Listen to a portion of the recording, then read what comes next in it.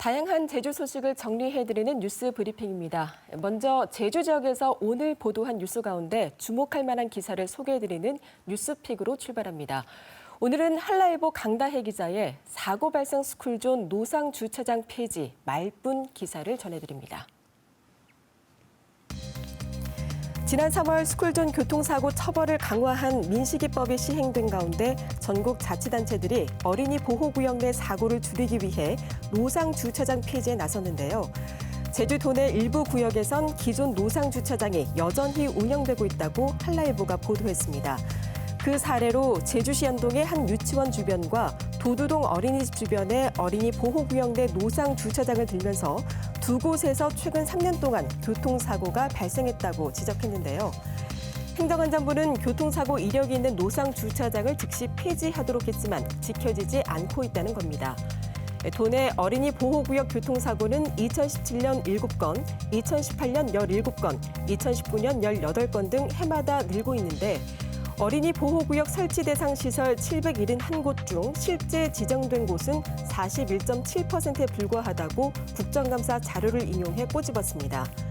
이에 대해 도내 어린이 보호구역 지정 대상 상당수가 어린이집으로 행안부령에서는 원화 100명 이상 되는 곳만 보호구역으로 지정하도록 했지만 모든 어린이집을 대상에 포함하다 보니 미지정률이 높아진 것이라는 제주도의 해명도 실었는데요. 민식이법 시행 이후 도내 어린이 보호구역 실태를 점검한 한라일보 강다혜 기자의 보도를 오늘의 뉴스픽으로 전해드렸습니다. 시사용어 사전 이어갑니다. 곶자왈 공유화재단이 다음 달 사유지 곶자왈을 매입하기 위한 모금 캠페인을 펼치는데요. 관련 기사 보시기 전에 언론 보도에서 종종 들어보셨던 곶자왈 공유화재단이 어떤 기관인지 오늘의 시사용어로 정리해드립니다. 2000년대 들어 각종 개발로 제주의 허파인 곶자왈이 훼손되고 면적이 줄어드는 데 대한 위기감이 커졌죠. 난개발로부터 곶자왈을 지키기 위한 방안으로 영국에서 시작된 내셔널 트러스트 운동을 모델로 사유지 곶자왈을 사들여 공유하는 해법이 제시됐는데요. 그 중심축으로 설립된 기관이 바로 곶자왈 공유화재단입니다.